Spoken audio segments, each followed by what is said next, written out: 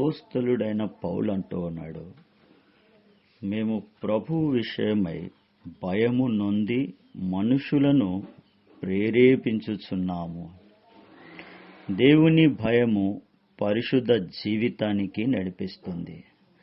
దైవ భయము కలిగిన అబ్రహాము అన్ని విషయాలలో, ఆల్ పారామీటర్స్లో ఆయన ఆశీర్వదింపబడినట్లుగా దేవుని వాక్యములో మనం చదువుతూ వచ్చినాం. దేవుని భయము ఆయన యందు విశ్వాసం ఉంచిన వారికి రక్షణ కవచముగా ఉంటూ ఉంది. దేవుని యందు భయభక్తులతో చేసే సేవ దేవునికి ప్రీతికరమైనదిగా మనకు వాక్యము వివరిస్తూ ఉంది.